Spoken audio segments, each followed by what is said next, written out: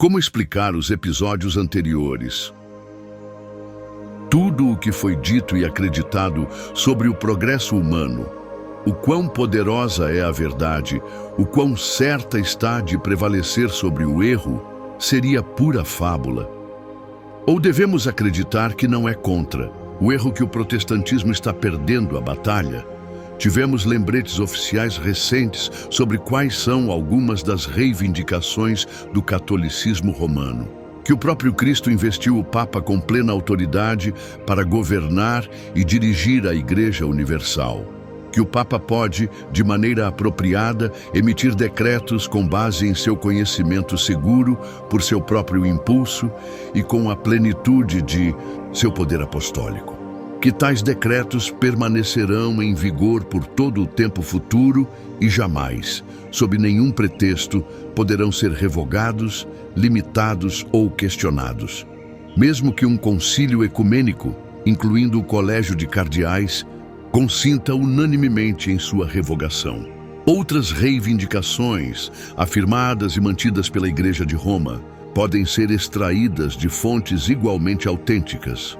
Veja-se em confirmação a Constituição emitida pelo atual Papa, sob a data de 4 de dezembro de 1869, para prever a contingência de sua morte durante o recente concílio ecumênico.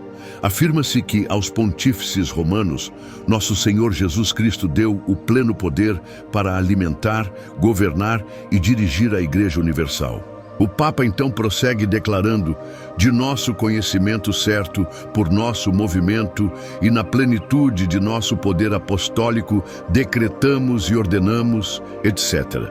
Dando detalhes, excluindo o concílio de qualquer participação na eleição de um Papa e declarando nulo e sem efeito tudo o que eles fizerem, até que um sucessor ao trono papal seja assim escolhido. Depois, ele continua: esta decisão não deve ser questionada, atacada, refutada, invalidada, retratada, legalmente, revogada ou submetida à discussão. Declaramos nulo e sem efeito tudo o que for feito em contrário, durante a vacância da sé apostólica, por qualquer autoridade que seja pela autoridade do Concílio do Vaticano ou de qualquer outro concílio ecumênico, mesmo com o consentimento unânime dos cardeais que agora são, ou que possam existir futuramente. E o documento encerra, proclamando que quem quer que venha a questionar esta nossa declaração, decreto e vontade, ou ouse infringir isso, ou tente fazer tal coisa, saiba que incorre na indignação de Deus Todo-Poderoso e dos bem-aventurados apóstolos Pedro e Paulo. Tradução feita para o Vaticano de Londres e publicada oficialmente no Catholic Register de Nova York de 23 de janeiro de 1870. Como consta dos cânones e decretos do Concílio de Trento, que iniciou suas sessões em dezembro de 1545, 25 anos depois. As tradições não escritas da Santa Igreja Católica, como tendo sido transmitidas a ela por Cristo, devem ser recebidas com a mesma veneração que as Sagradas Escrituras, das quais, por fim, a Vulgata é a única tradução autorizada. A tradição deve ser recebida porque o Espírito Santo habita perpetuamente na Igreja. A Vulgata, porque a Igreja de Roma, que a adota, foi mantida livre de todos os erros pela graça especial de Deus. Os 7 sacramentos são divinamente ordenados. Eles são atribuídos a Cristo, uma vez que os institutos da Igreja de Cristo são comunicados a essa Igreja não apenas pelas Escrituras, mas também pela tradição. A justificação não deve ser obtida somente pela fé. O pecador é justificado, segundo votação do Concílio de Trento, pelos méritos da Santíssima Paixão e pelo poder do Espírito Santo. Enquanto o homem observa os mandamentos de Deus e da Igreja, com a ajuda da fé e por meio de boas obras, ele cresce em retidão e é cada vez mais justificado. A justificação, contudo, não pode prescindir dos sacramentos, pelos quais ela se inicia, ou, quando já iniciada, é continuada, ou, se perdida, é recuperada. Toda instrução religiosa, toda interpretação das Escrituras deve ser fornecida exclusivamente pela autoridade eclesiástica. A igreja visível é também a verdadeira igreja, e nenhuma existência religiosa pode ser reconhecida fora de seus limites. Com essas doutrinas, estava incluída a proibição do acesso à Bíblia, mesmo em sua versão latina. Quanto mais, em línguas vernáculas, a qualquer pessoa que não fosse eclesiástico. Depois, em documentos posteriores, encontramos as ideias da Igreja Romana sobre as relações entre ciência e religião e a definição da reivindicação papal à infalibilidade em ensinamentos religiosos. A pesquisa científica não deve, sob pena de anátema, ser conduzida em espírito de liberdade, caso, em seu progresso, a ciência venha a afirmar algo que contrarie as doutrinas da Igreja. E visto que esta sé de São Pedro permanece livre de todo erro, quando seu soberano, o Papa, falando em virtude de sua suprema autoridade apostólica, define qualquer doutrina de fé ou moral a ser mantida pela Igreja Universal, ele é infalível.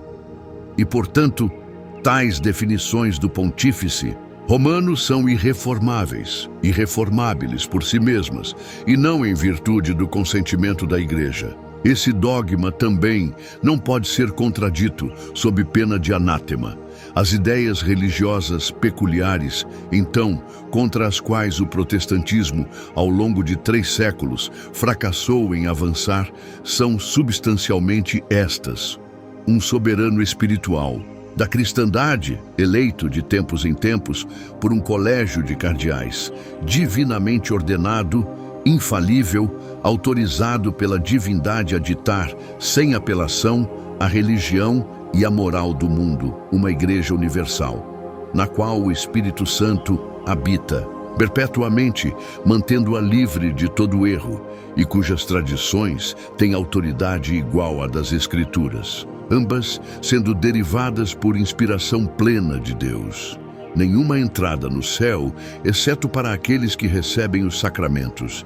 Nenhuma escapatória do inferno, exceto pela obediência aos mandamentos da Igreja Universal. Nenhuma existência de religião fora da Igreja Universal. Negação à alma humana, fora do sacerdócio católico, do direito de interpretar as Escrituras. Subordinação dos fatos científicos às doutrinas da Igreja. Finalmente, uma maldição solene proclamada contra todos os que se opõem ou negam qualquer cânone promulgado pela Igreja. Parece a você que a verdade deveria ter sido impotente por séculos contra prescrições como essas? Que durante todo esse tempo, contra uma Igreja que se autodenomina infalível, ela deveria ter perdido terreno em vez de avançar? Um dos intelectos mais poderosos e cultos do século, não católico romano, parece ter se refugiado nessa conclusão. No ensaio do qual citei, Macaulay diz: costumamos ouvir dizer que o mundo está se tornando cada vez mais iluminado e que essa iluminação deve ser favorável ao protestantismo e desfavorável ao catolicismo. Gostaríamos de poder pensar assim, mas vemos grandes razões para duvidar se essa é uma expectativa bem fundamentada. Quanto à grande questão do que acontece ao homem após a morte, não vemos que um europeu altamente instruído, deixado à sua razão não assistida, tenha mais probabilidade de estar certo do que um indígena Blackfoot. E a religião revelada não é, por sua natureza, uma ciência progressiva. Toda a verdade divina está, de acordo com a doutrina das igrejas protestantes, registrada em certos livros. É claro, portanto, que na teologia não pode haver um progresso análogo ao que está constantemente ocorrendo na farmácia, na geologia e na navegação. Um cristão do século V com uma Bíblia está em igualdade com um cristão do século XIX com uma Bíblia, supondo, é claro, igual candura e acuidade natural. Parece-nos, portanto, que não temos segurança para o futuro contra a prevalência de qualquer erro teológico que já tenha prevalecido no passado entre os homens cristãos. A essência disso é que, sob um sistema de ensinamentos revelados, não há progresso religioso nem qualquer esperança razoável para a prevalência da verdade espiritual. Você está satisfeito em repousar numa convicção tão desesperançada? Está satisfeito em trabalhar em sua vocação sob um desânimo como esse? Os triunfos em nossos dias da arte e da ciência, especialmente na produção de riqueza material, têm sido vastos, além de todo precedente anterior. No ano de 1760, todo tipo de linha era fiada numa única roda. A água e o vento eram os principais motores inanimados, e o cavalo, ou o dromedário, era o mensageiro mais veloz, exceto quando a inteligência que carregava era ocasionalmente antecipada pela fogueira no topo de uma colina, ou pelo sinal vindo da barra cruzada e do braço articulado daquele expediente desajeitado que naqueles dias era dignificado com o nome de telégrafo. Então veio uma irrupção repentina de invenções industriais, fabulosas em seus resultados. Você já se aprofundou nesse assunto? Se consultar os melhores estatísticos ingleses, verá que, apenas nas Ilhas Britânicas, em pouco mais de um século, a força adicional obtida por meio de máquinas que economizam trabalho equivale ao trabalho manual adulto de 2 mundos tão populosos quanto o nosso. Além disso, deixando de lado o empreendimento industrial, há as descobertas impressionantes nos departamentos mais abstratos da ciência, associadas a nomes como Faraday, Darwin, Tyndall e Huxley.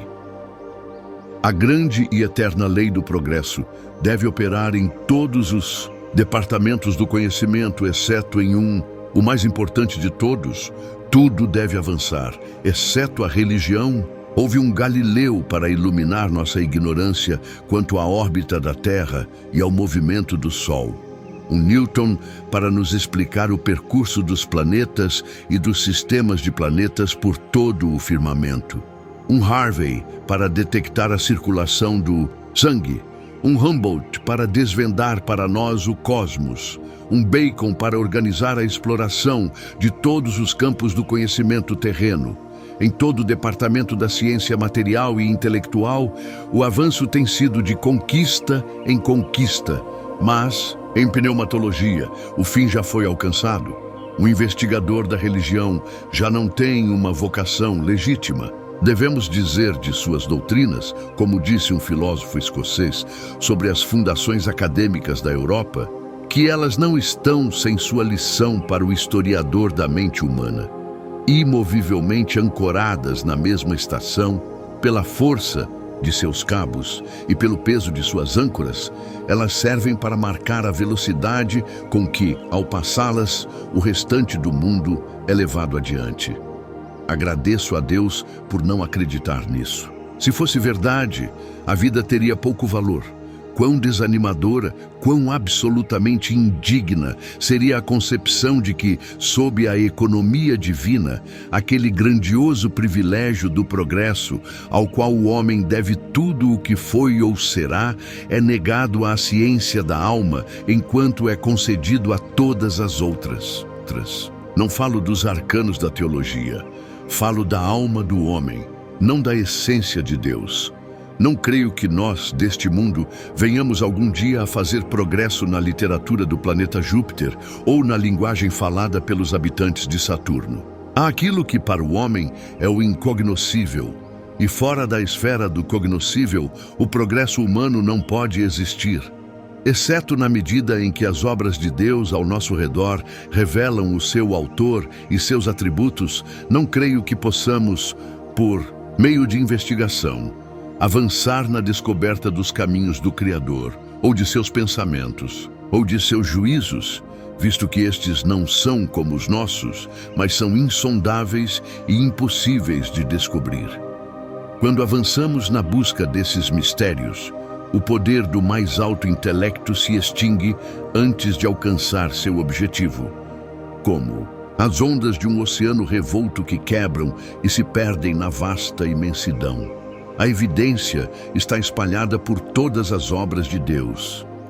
Inteligência infinita, misericórdia, amor. Mas quando buscamos saber quais foram as intenções específicas da divindade na criação original do homem, com que propósito ele permite o mal e a miséria, como ele mesmo existe, quando começamos a analisar a hipóstase divina e temas semelhantes, deparamos com mistérios que não é provável que mesmo no outro mundo tenhamos visão para penetrar ou meios para resolver.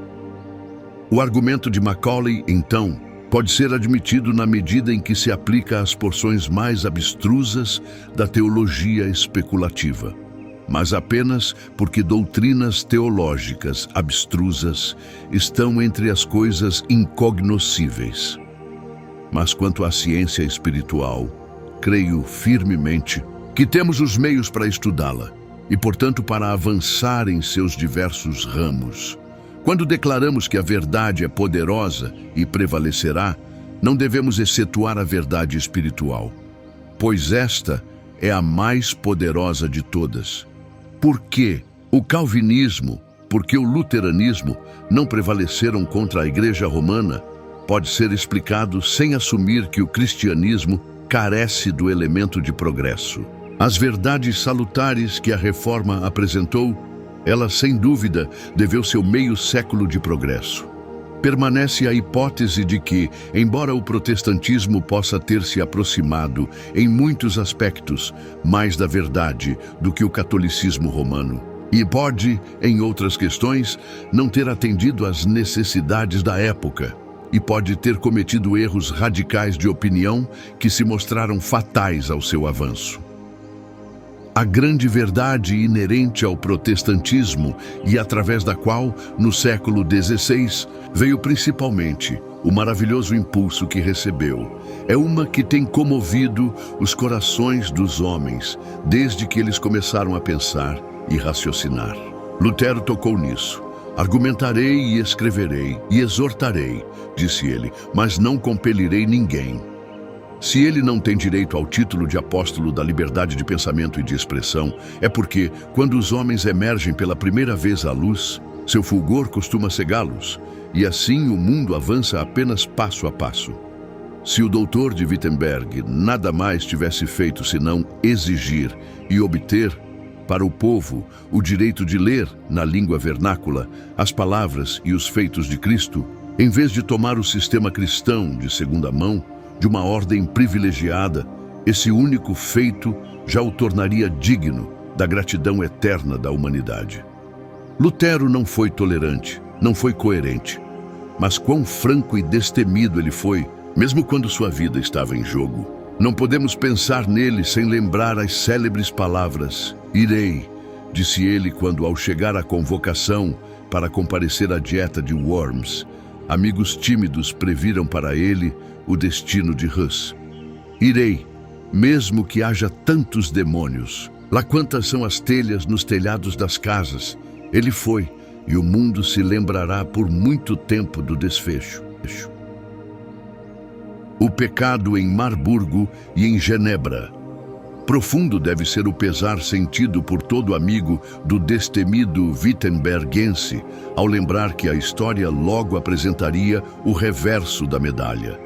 8 anos depois, Lutero foi convocado por Filipe Landgrave de Hesse para outra reunião, desta vez em Marburgo, não como antes, para enfrentar o imperador, nobres e eclesiásticos, mas para, em amizade, dialogar com um homem tão corajoso e honesto quanto ele mesmo, um companheiro de luta na Boa Batalha da Fé, o firme Ulrico Zwinglio, que trouxe consigo outros reformadores suíços. Eles divergiam quanto à doutrina da Eucaristia, e o Landgrave esperava reconciliar essa diferença, mas cada um manteve sua opinião. Ao final, Zwinglio exclamou: "Confessemos nossa união em tudo aquilo em que concordamos, e quanto ao restante, lembremo-nos de que somos irmãos." O Landgrave novamente implorou por concórdia. Zwinglio, dirigindo-se aos doutores de Wittenberg, disse: Não há ninguém na terra com quem eu mais deseje estar unido do que com vocês. Então, o nobre reformador suíço, rompendo em lágrimas e aproximando-se de Lutero, estendeu-lhe a mão. O obstinado alemão a rejeitou. Vocês têm um espírito diferente do nosso, foi tudo o que disse. Ah, Martinho Lutero, valente foste na defesa do pouco de santa verdade que percebeste, e por isso honrado seja teu nome para sempre. Mas em Marburgo, como outros discípulos antes de ti, não sabias de que espírito eras. Rápido a condenar o que para tua visão limitada parecia uma mera lasca no olho alheio, cego para a trave no teu próprio, quando rejeitaste a mão do teu gentil irmão, chorando, que veio a ti rogando pela paz, como convém a um filho de Deus, o cristão estava morto dentro de ti. Foi aquele espírito mau do amor próprio, que tua fantasia tantas vezes personificou como demônio, que reinou naquela hora. Que o céu ajude aqueles que nisso ainda seguem teu caminho errante. Esse erro radical permeou toda a vida do grande reformador. Embora ninguém possa ler suas conversas à mesa sem se aquecer diante da franqueza cordial do homem, nem sem admirar a força de seus golpes rudes, ainda assim, sua aspereza anticristã para com seus oponentes, infelizmente o espírito de sua época entre os polemistas, é diretamente oposta aos ensinamentos gentis de seu mestre. Como se o doutor de Wittenberg jamais tivesse olhado para o Testamento ou lido o Sermão da Montanha. Talvez pudéssemos desculpá-lo, considerando como foi perseguido por dizer, visto que o Papa é o Anticristo, creio que ele é um diabo encarnado. Podemos até encontrar desculpa para esta afirmação. Aquele que diz que o Evangelho requer obras para a salvação, eu digo de forma direta e clara, é um mentiroso. Mas o que diremos dos termos que ele aplicou a um dos mais distintos estudiosos da época, íntimo de Sir Thomas More, alguém que reviveu o estudo das Escrituras em suas línguas originais, publicando, no ano de 1516, a primeira edição do Novo Testamento grego a partir de manuscritos. Um homem que, como ele próprio, havia sido condenado como herege pela autoridade católica romana. O que diremos de seus insultos a tal homem, cujos piores defeitos eram timidez e moderação conservadora? Erasmo de Roterdã, disse Lutero, é o mais vil patife que já envergonhou a terra. Sempre que oro, oro para que uma maldição recaia sobre Erasmo. É preciso admitir, no entanto, que Lutero não representa o expoente daquela fase do protestantismo inicial que mais desviou os homens dos caminhos da caridade e da justiça. Um homem, segundo apenas a ele, em proeminência como reformador, com mais erudição e, no sentido acadêmico, um intelecto mais aguçado do que Lutero, mais refinado também, e muito mais frio que o franco e cordial wittenbergense, este homem, João Calvino, pecou muito mais gravemente que o outro. Não contraluze o conhecimento, pois ao severo genebrino não se pode imputar insinceridade, mas contra o Espírito que sozinho pode reformar o coração do homem. Contra aquele Espírito Santo, sem o qual o mais eloquente mestre de todos os mistérios e de todo o conhecimento não passa de metal que soa ou sino que tine. Uma das 41 heresias imputadas a Lutero na bula de excomunhão de Leão era que ele, Lutero, havia declarado ser contra a vontade do Espírito Santo queimar hereges. Mas Calvino foi cúmplice exatamente daquela perseguição até a morte por motivo de opinião, que o outro, no início de sua carreira como reformador, havia condenado com tanta veemência. Seria injusto atribuir a Calvino toda a responsabilidade pelo martírio de Miguel Servet. Este erudito espanhol, médico eminente, descobridor da circulação pulmonar do sangue, foi condenado como herege primeiro em Vienne, na França, por um tribunal católico, onde escapou da prisão, e depois em Genebra, onde não escapou da fogueira. Mas embora os magistrados tenham pronunciado a sentença, Calvino foi o instigador principal do processo e o conselheiro do castigo. Ele escreveu: Servet sofreu justamente a morte por suas heresias e blasfêmias. Eu declarei, há 16 anos, que se ele viesse a Genebra e meu poder fosse eficaz, jamais permitiria que escapasse com vida. E em uma carta posterior, é verdade que Servet foi condenado por heresia, porém não sem meu empenho. Se minha autoridade fosse maior, eu não permitiria que tais monstros vivessem. Se não aceitamos essa doutrina de que a heresia é crime merecedor da morte, quando ensinada por bispos da velha igreja, devemos igualmente repudiá-la quando mantida por líderes protestantes. Não pode haver esperança para o progresso da alma, nenhuma base para o verdadeiro cristianismo, enquanto se permitir que tal crença desumana infiltre-se em um sistema espiritual. O passado está cheio de erros e sofrimentos ocasionados por ela. É como a gota de veneno que vicia, o cálice do sacramento, como a mancha no linho da veste do justo, como a traição de Judas no jardim onde o amor eterno orava, que seja arrancada do seio da igreja, católica ou protestante, e lançada fora, como se lança a palha ao vento.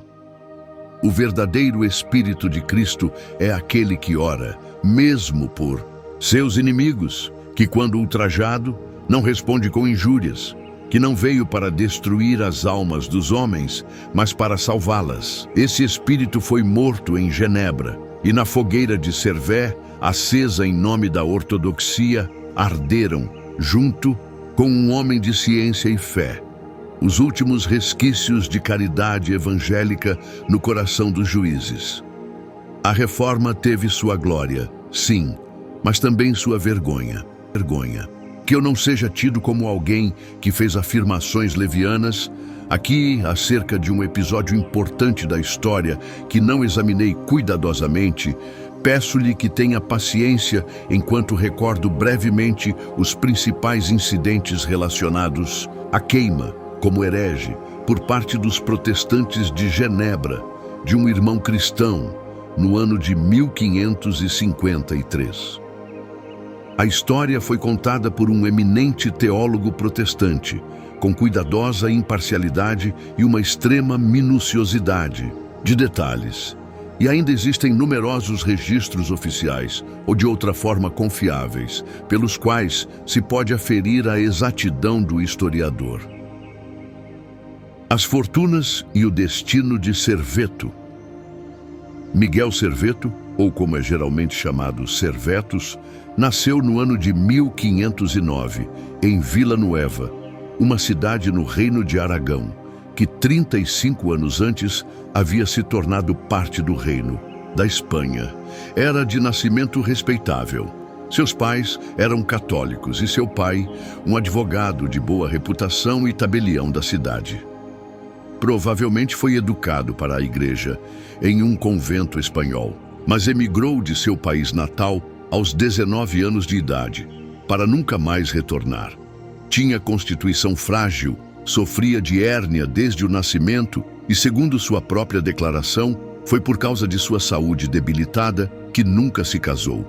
Parece ter sido sério e estudioso desde a juventude, e não é improvável que sintomas iniciais de heresia possam ter sido a causa de sua partida precoce do local onde nasceu.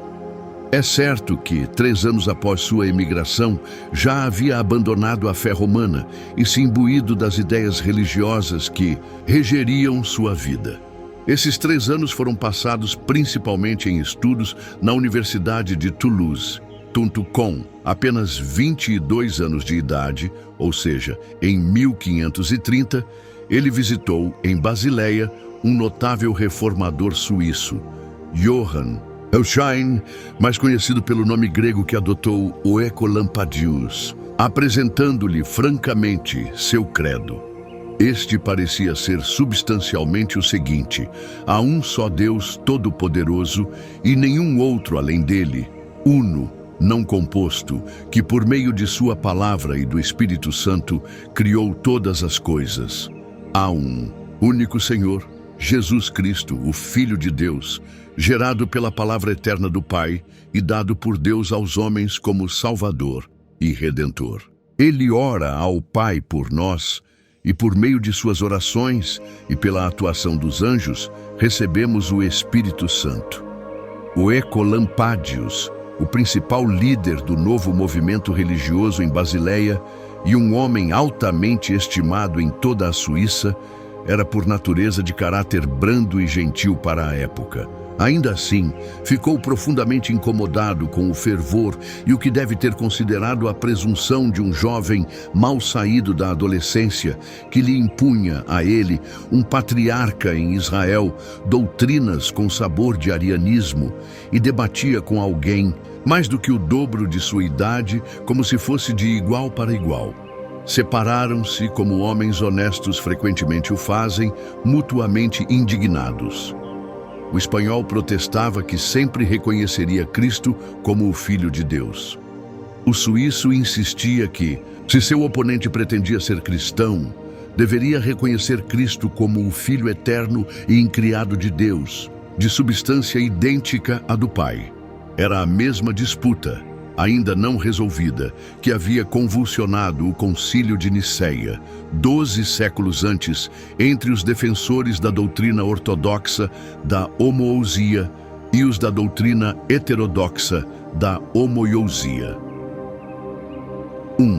Em pouco de conhecimento do mundo teria convencido Serveto de que, se suas doutrinas foram assim, duramente rejeitadas por um homem de temperamento tão ameno como o de Oecolampadius, certamente provocariam uma tempestade de indignação entre os reformadores em geral.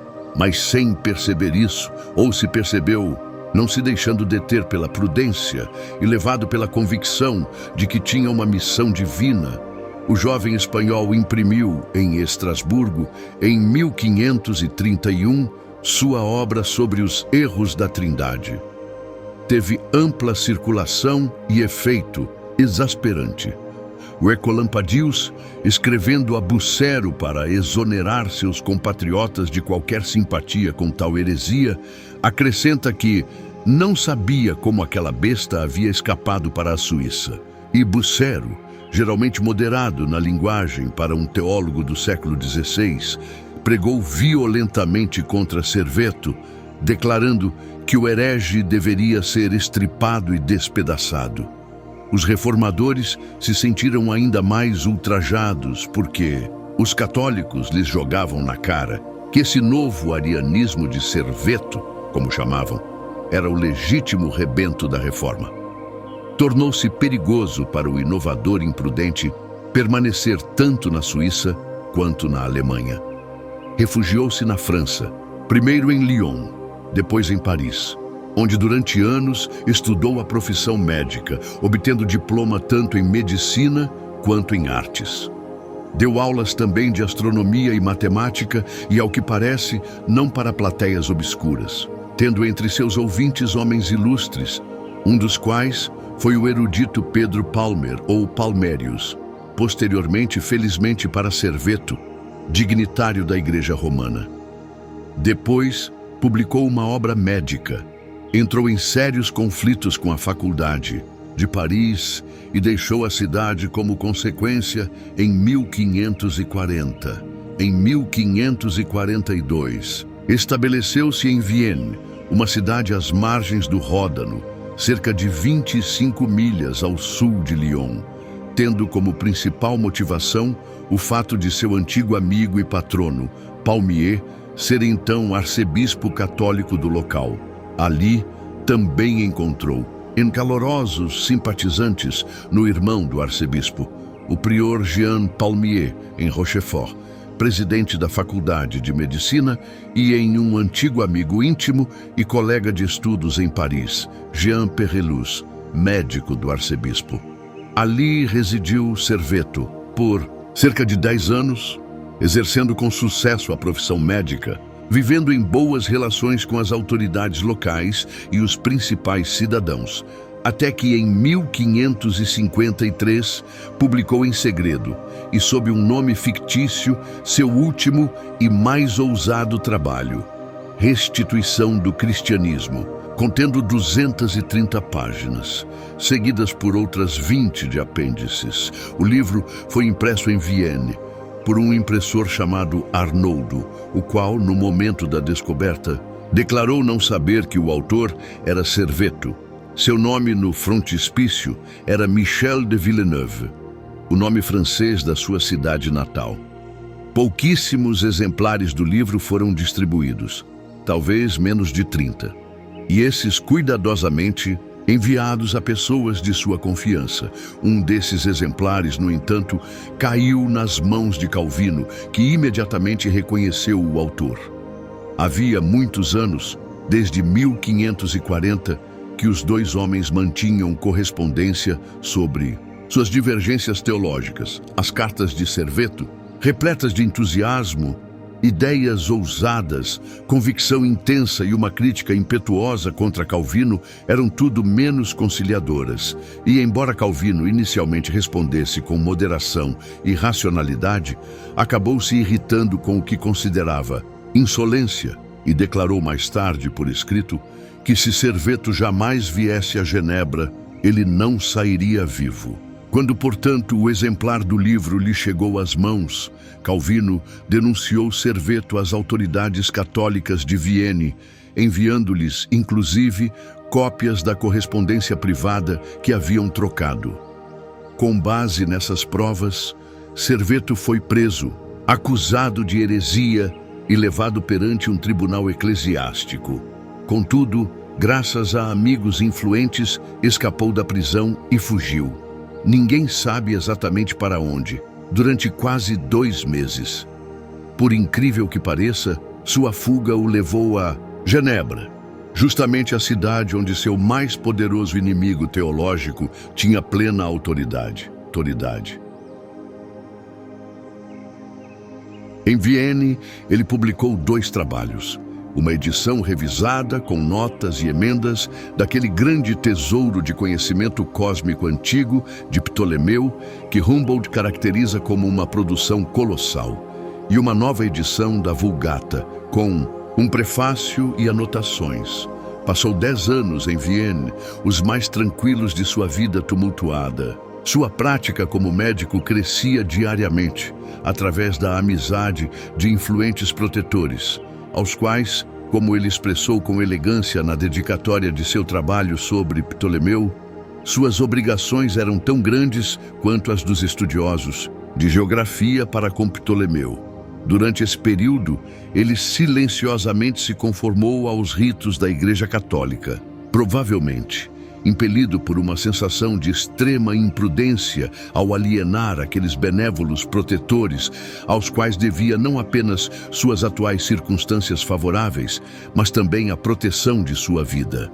No entanto, com o tempo, ele se tornou inquieto, acusando-se de que, ao se conformar dessa forma, estava transigindo com sua consciência e negligenciando a obra que Deus lhe havia designado. Ele procurou renovar com Calvino uma correspondência teológica que havia começado 10 anos antes. Os biógrafos de Calvino afirmam que, ao expor ao reformador de Genebra o que considerava ser a divergência dele, de Calvino, da verdadeira doutrina cristã, Serveto o repreendeu com grande aspervo. E isso é, sem dúvida, verdade, pois o zelo do espanhol, como o de quase todos os reformadores da época, estava misturado com arrogância. Podemos supor que tenha sido por essa razão que Calvino não respondeu uma palavra às repetidas missivas do outro. Então, Serveto resolveu publicar sua principal e mais notável obra, sobre a qual ele havia trabalhado durante anos e que lhe custaria a vida. A ideia que antes o assombrava voltou com força irresistível. Ele era um soldado de Cristo, chamado a participar, como costumava expressar, na grande luta que estava sendo travada entre Miguel e o dragão. Lutero não era mais zeloso em sua fé, nem mais ousado em expressá-la. O prefácio de Serveto revela sua profunda convicção de que Deus o havia chamado para testemunhar diante de um mundo em trevas. Com uma tocante sinceridade, ele implora ao Filho de Deus que se revele a seu servo, iluminando-o, concedendo-lhe um Espírito Santo e palavras de poder, e assim, orientando seus pensamentos e sua pena, para que a glória de sua própria divindade fosse proclamada e a verdadeira fé cristã fosse ilustrada. Cristo foi banido do mundo, declara ele em seu livro, quando o Concílio de Nicéia deixou de lado a verdadeira doutrina sobre sua pessoa e proclamou o dogma de um Deus tripartido. Ou será que o entusiasta não se dava conta de que a vida estava em jogo? Em uma carta a Abel Pepin, um divino de Genebra, escrita alguns anos antes da publicação de sua obra sobre a restauração do cristianismo e utilizada contra ele em seu julgamento, Serveto diz: "Eu sei com certeza que morrerei por essa causa, mas não é por isso que perco a coragem, desejando tornar-me um discípulo como meu mestre." Em outra parte dessa carta a Pepin, há uma amostra da imprudência de palavras em que Serveto ocasionalmente se deixava levar. Ele diz de forma direta ao pregador de Genebra: "Seu evangelho está sem o único Deus, sem a verdadeira fé, sem boas obras. Em vez de um só Deus, você tem um Cérbero de 3 cabeças. Em vez de verdadeira fé, você tem um sonho fatal. E boas obras você diz que são meros espetáculos vazios." Não parece, no entanto, que em seus escritos Serveto tenha se permitido expressões tão ofensivas aos trinitários como o Cérbero de 3 cabeças. Suas expressões mais fortes impressas são quimera, mera imaginação e coisas semelhantes.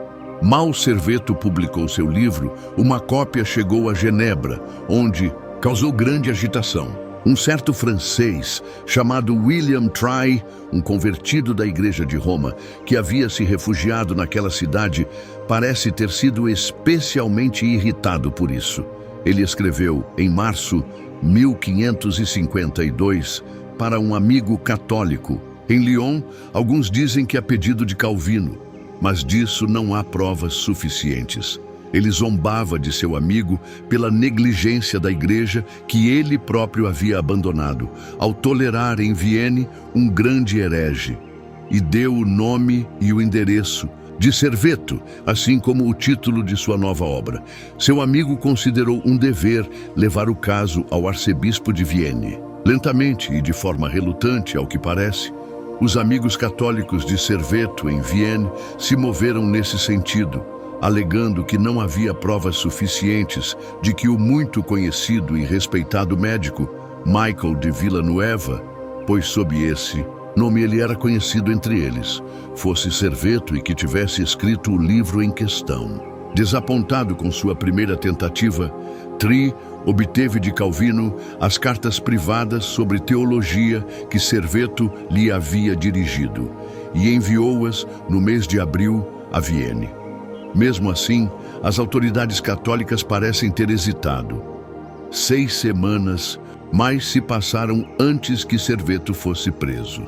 E isso foi feito de maneira privada, respeitando ao máximo seus sentimentos. Na prisão, ele foi acomodado em quartos confortáveis. Seu servo pôde ficar com ele. Ele pôde manter seu dinheiro e outros bens, e até mesmo foi autorizado a circular pela construção. Em seu interrogatório, seu livro e suas cartas para Calvino foram usados como evidência contra ele, e ele confessou francamente ser o autor de ambos. Poucos dias depois, e antes da sentença, ele escapou da prisão, provavelmente com a conivência de seus amigos católicos, incluindo o arcebispo. E, após uma busca infrutífera, que parece não ter sido realmente pressionada, ele foi condenado como herege e queimado em efígie. Foi no mês de junho que Serveto fugiu de Vienne, resolvido a buscar refúgio e um sustento como médico em Nápoles. 2 estradas estavam abertas para ele, uma por Piemonte, a qual sua objeção provavelmente era que ele estava então sujeito a ser alcançado por um mandado de prisão emitido pelos inquisidores de Vienne. A outra, por Genebra, através da Suíça, que ele escolheu sem dúvida, julgando-a a rota mais segura. Ele provavelmente subestimou o poder de Calvino entre seus colegas cidadãos, não sabendo o quão estreitamente um distinto membro do conselho da cidade tinha escapado alguns anos antes. Tampouco é provável que ele tivesse sido informado de que, no mês anterior, em novembro, um decreto havia sido emitido pelo Conselho de Genebra, declarando os Institutos de Calvino como um livro bem e piamente escrito, cuja doutrina é a santa doutrina de Deus, e que, a partir de agora, ninguém ousará dizer qualquer coisa contra o referido livro ou a referida doutrina, ordenando que todos se aderissem a isso. Havia outro documento que, se o pobre fugitivo o tivesse visto, teria-lhe avisado que de todos os lugares, Genebra era o mais perigoso para ele passar. Era uma carta endereçada por Calvino 7 anos antes, ou seja, em 1546, a seu amigo William Farel, ou Farelos, na qual ocorre a seguinte passagem. Serveto me escreveu recentemente e em suas cartas adicionou um grande volume de suas divagações, com jactâncias de que eu encontraria nelas coisas estupendas e até então nunca ouvidas. Se me agradasse, ele acrescentou, ele viria até aqui, mas eu não estava disposto a me comprometer. Pois, se ele vier, tanto quanto minha autoridade possa prevalecer, ele jamais sairá daqui vivo. Desconhecendo esses fatos e esperando um tratamento melhor dos protestantes do que dos católicos, o infeliz Serveto, depois de se esconder por algum tempo em Dauphiné, entrou na boca do leão. O período exato de sua chegada a Genebra e o tempo que passou lá são incertos. Alguns afirmam que ele permaneceu na cidade apenas um único dia. Outros que ele ficou escondido lá, comunicando-se com ninguém, por 3 ou 4 semanas. Certamente, no entanto, é fato que na véspera de sua partida por barco, subindo o lago a caminho de Zurique, ele foi, por instigação de Calvino, preso como herege e lançado na prisão. A propriedade que os inquisidores de Vienne haviam respeitado foi entregue aos inquisidores de Genebra. Incluía um pesado colar de ouro, como era normalmente usado naquela época por homens de sua condição, vários anéis de ouro e 97 peças de ouro. Seu local de confinamento foi uma masmorra, destinada apenas a malfeitores presos por crimes capitais. Ali, ele permaneceu durante 2 meses e meio. Ele foi acusado perante os síndicos, juízes do Tribunal Criminal. A acusação contra ele era de heresia apenas. Seu caráter pessoal parecia ter sido irrepreensível. Em Genebra, como em Vienne, ele admitiu e justificou suas opiniões peculiares, exigindo permissão para participar de um argumento público com Calvino, na Igreja Aberta ou diante do Grande Conselho dos 200, sobre a questão de saber se sua doutrina estava de acordo com as Escrituras. Isso lhe foi negado. E como uma discussão verbal diante do tribunal sobre o verdadeiro sentido das palavras pessoa e hipóstase e outras sutilezas teológicas levou a um uso intemperante de linguagem por parte de ambos os polemistas, foi ordenado que Calvino expusesse seu argumento por escrito, ao qual Serveto deveria responder da mesma forma. 2 semanas se passaram antes de Calvino concluir seu texto. Nele, ele se empenhou em provar, e conseguiu provar, que muitas das opiniões religiosas de Serveto eram heréticas, ou seja, estavam em desacordo com os ensinamentos de seus próprios institutos, os quais, como vimos, o Conselho de Genebra havia decretado como a santa doutrina de Deus. Então, Serveto, tendo recebido materiais para escrever e com os livros que desejava da biblioteca de Calvino e outras fontes, foi convocado para uma resposta. Algumas das acusações de Calvino ele negou com indignação, mas defendeu com firmeza suas próprias opiniões reais. Tudo isso causou grande demora, durante a qual o prisioneiro se queixou dolorosamente aos juízes sobre sua condição miserável. Devorado por vermes, atormentado por dores causadas pela doença e pelo frio e umidade, sem meios de higiene ou mesmo uma troca de roupas íntimas. Sofrendo outras misérias, ele acrescenta, sobre as quais me envergonho de escrever. A controvérsia teológica não poderia ter outro desfecho. Então, o procurador público assumiu o caso e Serveto pediu a ajuda de um advogado, alegando ser estrangeiro e ignorante dos costumes da cidade. A isso, o procurador respondeu que o prisioneiro sabia tão bem como mentir que não precisava de defensor, e seu pedido foi rejeitado, portanto. Aimé Perret, um dos principais membros do conselho da cidade, apoiado por alguns espíritos igualmente tolerantes, tentou evitar o destino iminente de Serveto, mas a grande autoridade de Calvino, que já havia decidido pela morte do herege, prevaleceu. Propostas para comutar a punição para banimento ou prisão perpétua foram derrotadas. E após algumas semanas de atraso, para dar tempo para respostas de várias igrejas suíças que haviam sido consultadas sobre o assunto, a angustiante espera do prisioneiro foi finalmente quebrada em 26 de outubro com o anúncio de que ele acabara de ser condenado e seria executado no dia seguinte. Durante 5 ou 6 semanas anteriores, seus urgentes esforços para conseguir uma nova audiência haviam sido infrutíferos. No entanto, ele parecia totalmente despreparado para o terrível resultado. Sem dúvida enfraquecido por sua longa e dolorosa prisão, ele estava completamente derrotado, chorando e gritando por misericórdia. Sua sentença de morte, após recitar suas heresias, das quais a principal parece ter sido a de que, contrário à verdadeira base da religião cristã e blasfemando detestavelmente o Filho de Deus, ele dizia que Jesus Cristo não era o Filho de Deus desde toda a eternidade, mas apenas desde sua encarnação. Prosseguia decretando, em nome da Trindade, que ele deveria ser amarrado e conduzido ao local chamado Champel, onde seria preso a um poste e queimado vivo, junto com seus manuscritos e livros impressos, até que seu corpo fosse reduzido a cinzas. Quando chamaram o condenado, na manhã seguinte para a execução, ele pediu para ser decapitado em vez de sofrer a tortura do fogo, acrescentando que, se tivesse errado, isso fora por ignorância, com intenção pura e boa, para glorificar a Deus. Farel, amigo de Calvino e colega no ministério, que havia sido designado como seu escolta, respondeu-lhe, como única resposta, que seu melhor plano seria retratar-se e, assim, obter perdão. Serveto respondeu que não cometera crime algum, nem jamais mereceu a morte, mas que orava a Deus para perdoar seus acusadores pelo pecado que estavam cometendo contra ele. Isso ofendeu gravemente o outro, que replicou de forma ríspida, e Serveto deixou de pedir mais misericórdia aos homens.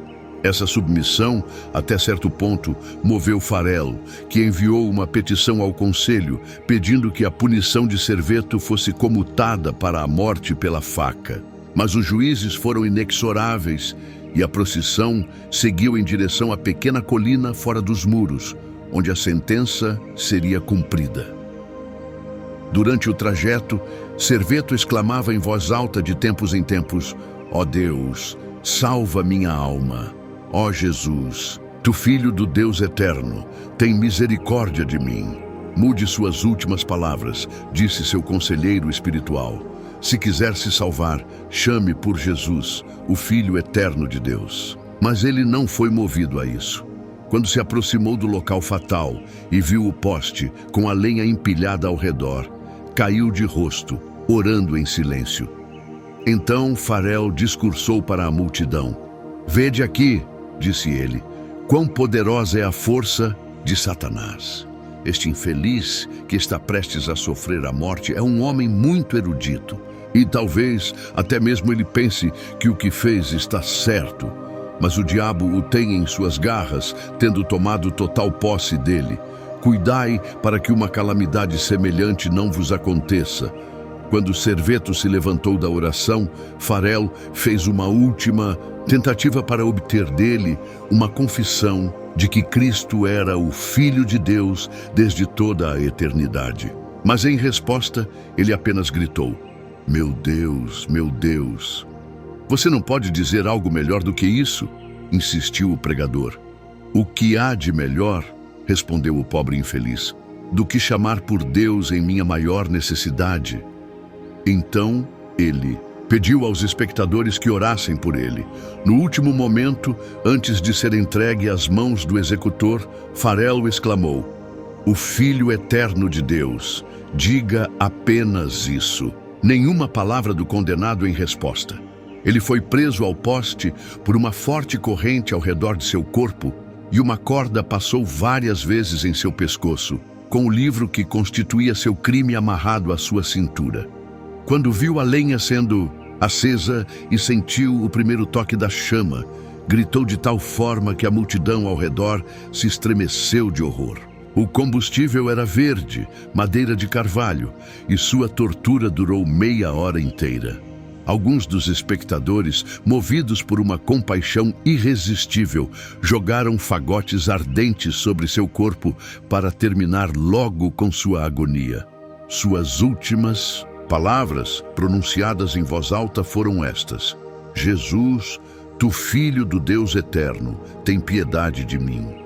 Assim pereceu, mártir de suas opiniões religiosas, um protestante que Mosheim declara ter sido um dos homens mais reflexivos e eruditos de seu tempo.